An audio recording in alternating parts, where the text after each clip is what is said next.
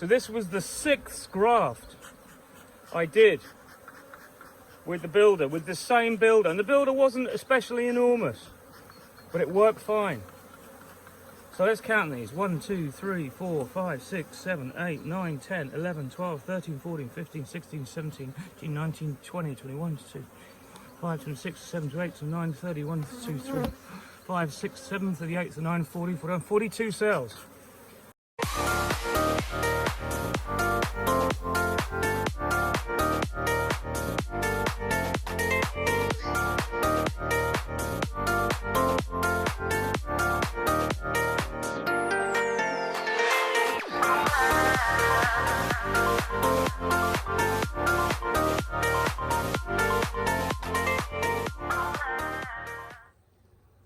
So I'm just harvesting the last of the grafts. I just harvested the 5th series, which was still luckily not hatched. I got here a day late and I was touch and go whether it was going to be hatched.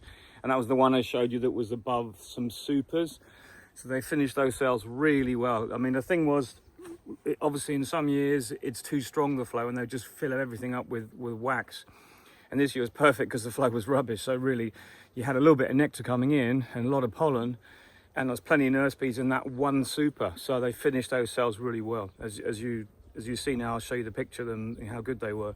But they're in the incubator now. They'll probably hatch tonight. And I've got this last one, which was the cell builder itself. So remember, I was using this when we did the live. I was using this when, and what I did was, I didn't re-invert it because the colony that was underneath this top box originally didn't have a queen in, so I just left her. Now they may have made their own queen already in there, and they're bringing in pollen already. So there's not a huge colony, but I'm gonna have a look at that after and see what they've done with it. If not, I'll give that a cell from here. But the cells I had in here on the last graft, I run out of space, I run out of finishers, and this is the 6th series, and I left them in here. So I'm just gonna see what they did with them, see how they finished them, and I'll harvest them today and leave one in here to requeen this, because they're due to hatch out tomorrow. So I'll put this here. I'll just take this all apart so you can see. There we go. Right, a lot of bees in here. And that super is actually really heavy. So, hope you can see this. Let's give this a good smoke. And I've got no gloves. They're not very aggressive anyway, but it's a little bit early in the morning to be going into hives, but I've got to get these out. So I've got to go and make colonies today. See what they've done with these. If there's cells, we have cells. Okay, not bad actually. Not an enormous amount, but not bad. Let's just clear these off with a little bit of smoke. So it's 42 cells extra that I really wasn't going to do a last graft with, but I did. So I'm pretty happy with that. I haven't torn down the cells. A rogue virgin didn't get in. These will be ready to start hatching. So this is day 10 today. I'll start hatching day 11, day 12. And that will be, because we always graft, when we say day 1, that's day 3 or 4 of egg hatching larvae stage, okay? So, really good result. Very happy with that. Very lucky, because I've lost not one single batch of cells this time. Sometimes when you have a lot of finishers, you don't always get the queen beneath the excluder, and sometimes, you know, shit happens. It doesn't look as though they're as full of raw jelly as I'd like, but hey ho, you know, it's still a good graft considering it was the 6th load of cells I put in each time, and I put 4 times 14 each time, so it's 56 cells went in each graft. So overall, they started a lot, and the last graft, I didn't reassemble the colony, as I said, because there was no queen in there anyway. So there's quite a few bees in this now, and there's quite a lot of bees in this. I think I'm going to divide this up into like 3 nukes, give them equal parts, leave one here, and take the other 2 away and give them a cell, because when you've got your own cells, it's absolutely fantastic to give them cells from the own colony, because they accept them all, and it's really, really good.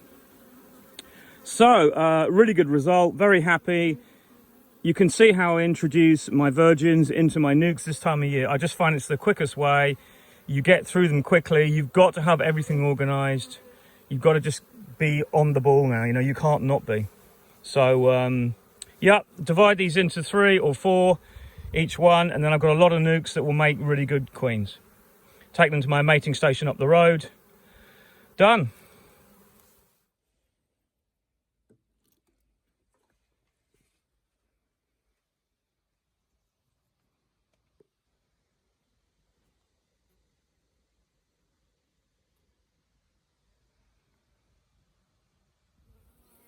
So these are the nukes I made up. You can see we've got the 3 frames that came out of the colony.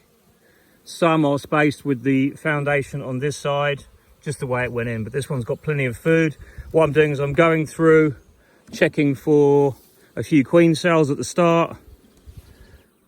The bees at the moment are being really nice.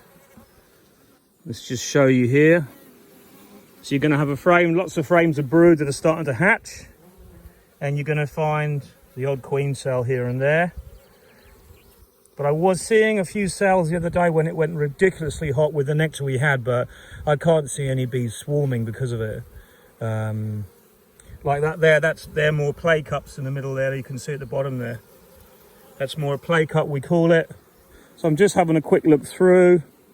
I didn't mind bringing a bit of drones with me because I know they're a burden on the colony, but they also do augment the area here with a few extra drones from lots of different colonies. So, you know, it may help. These are really nice colonies of bees. Just a quick check to see there's no queen cells being started. There's one there, you can see. They've drawn that one up at the bottom. You see how that's just the play cup, it's thick with nothing in it, there's no egg in it. Where this one there is much softer. And if you open it up, oh no, there's nothing in that one. Okay. So, but there's definitely 2 queen cells there. So those there, you can see, I bet they've got larvae in them. Yes, they have. So that's the ones we want to knock off. But that's the kind of thing you need to look for, because it's better to have a queenless colony when you put your virgin in. She may not see the cells and may not destroy them herself. Often they don't. It's only when you get an established queen that does control the colonies when she's more mature. And if she misses one, a virgin hatching out could easily kill her, or she'll swarm. So that's the problem you have. Let's just take out this last one. It's a little bit mishmash here because I forgot my tripod. And I'm just going to show you this one as well. And then we can introduce the queen onto this frame. There's a queen cell I've just broken. They're trying to make a few up, but there's not that many. It's just a perfect response. These are day 3, as you might expect, so it's kind of perfect. So what I'm doing now is I'm releasing the queen onto the frame. And what I'm doing is I'm drizzling her with syrup when she makes it out. So there goes, she's out. So immediately she'll start flying around a bit. Then what I'm doing here is just to show you roughly what I do. So I drizzle some thick syrup across the queen and on the frame. So now the bees will have to lick her. And what that does is it immediately puts them on cleanup mode. And they forget about that queen for a minute. And then it gives me time. You see how they're licking her there? And it gives me time to get this frame back in. Okay, get that back in. We've checked for cells. Okay, done that. Back on goes the cover. And we're going to put a feeder on immediately as well. And we'll fill that up in a moment. And these are the eggs I made. So now I'll come along in a minute. Looking at the robbing issue now, which is just about to start, I don't even leave these open for now. Even though they're fairly clean, I don't leave them open. So I can come along when I'm ready and fill all these up over there and this one's here at the same time, and then you're done and finished and you're off onto the next thing. The problem is if you start robbing when you first get in the apiary, you find beekeeping becomes a nightmare for the rest of the time. But all is good. This syrup is just a fructose we use. So I've got plenty in the truck. It's really thick. You don't need a lot because of the feeders going on as well. But in the meantime, it'll just give them that moment of pause. And don't forget, you're introducing a virgin queen that the colony does not have a laying queen anyway. They're not expecting to have a laying queen. And the queen we introduce has not got much pheromone. So there's a good chance she'd be accepted anyway. And there's also the fact that they're expecting a virgin queen because they're making queen cells. So you've got to think of it like that a little bit. I know it's not exactly the same timing right now, and I do try and get my virgins in about 12 hours after I've made the splits, but it's not always easy and not always perfect. So I've got more to add to this. I've got more staging to bring down as I make more nukes. Over here I've got 15 queens there to harvest and nukes that are on top of hives that I'll be harvesting as well and taking them to another apiary. But they won't need queens because they're already got a mated queen. But what I'll do then is put a non-mated queen, a virgin queen, back in the remaining box that stays there. It's not perfect, but it should work. It kind of makes the best of what I got here at the moment. Up there, I've actually got an apiary here that I use as well, so I'll be making splits from that. Yada, yada, yada. It's just always work to do. I've got these Mini Plus are all extra frames to put on top of those because they're virtually bursting. So I'm going to give them the extra space and they'll fill that now for the winter. There's the feed, you know, it's just organisation. These are the nukes I've got ready that you saw me making up. And I just showed you the configuration. There's five foundation or drawn up comb in each one with a partition for the moment. So that's kind of where we're at. In the truck are all my queens, and what I've done is I've actually using my incubator, portable incubator, to bring them over. There we are, there's all the queens that have come out my incubator at home that you saw me in that last video I did. They're all looking great, but I need to get these in today. And obviously I've taken the firstborn out first, and these will all be in by today because there's enough there for all the nukes I've got. So that's quite a lot. There's like 34 there, I think. Anyway, it's a good amount, and that will cover me today. And when I get back home, tomorrow I'm out making more splits. It's continuous. You just got to keep going until you get everything used and filled. And that just keeps a little bit of heat in. It's not the warmest, but I don't want it to get too hot, obviously, but it just keeps them a little bit more at the right temperature. We're talking before about everything you can do for your queens, and one of them, I believe, is trying to keep the temperature fairly constant when you're transporting them between the incubator at home and here.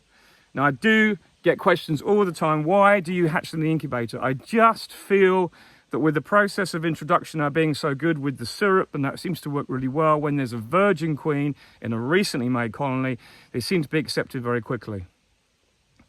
And as far as I'm concerned, it's working for me. It saves putting them in a cage, get them introduced, all that kind of stuff. It saves an extra load of work. But if you can do little things like bring another tool you've got that's sitting at home doing nothing, and just to keep that temperature up, and giving them syrup once you've introduced them in a feeder above is another thing you can do. It keeps the worker bees that are with her, that are going to be with her for a long time, that keeps them sweet. You've got to think outside the box. What can you do to get your queens introduced with the best possible scenario? Well, that's one of the things I've worked out, is to keep the temperature well. So there's no difference from when you put them in, so that they're running almost when you put them in, and they're happy just to walk out of the cage. The weather's so variable right now. We've got rain this morning. It's a little bit breezy, but this mating station here is pretty protected. So I've got all day today to get a lot done. I'm going to get into queens, introduce into all of these nukes. Then I'm going to harvest all of those queens. Then I'm going to introduce queens into them straight after, because most of them will be a few hours after I've done, because it'll take me at least an hour and a half to get all them all. And then by that time, the first ones will realise they're queenless anyway, and they'll probably accept a virgin, no problem at all.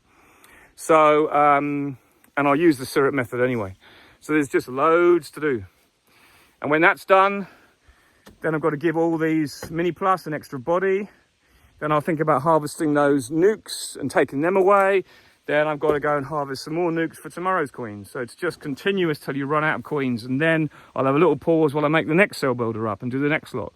And then I'll come back and check all these that they've got a queen in that might go off a mate. And that's the beauty of it, is you can put an extra virgin in if you really want to, if you're at all worried. But if we get a good spell of weather, these could mate within 5 to 10 days, easily. And then we're on to the next one. Then they can be moved out of here, because what I want to do also with this area is keep the robbing down.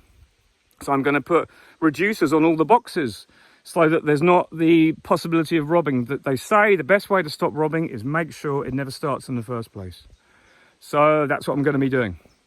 But anyway, that's my method I'm using now of introduction with the syrup. It seems to be pretty good.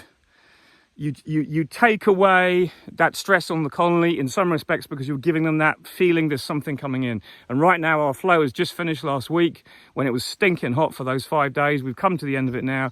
It's gone rainy and cooler, but boy is it humid right now because the sun's come out and there's still that residual heat hanging around. But anyway, I better get on. I've got loads to do and we've got some sunshine. So catch you again soon. Bye for now.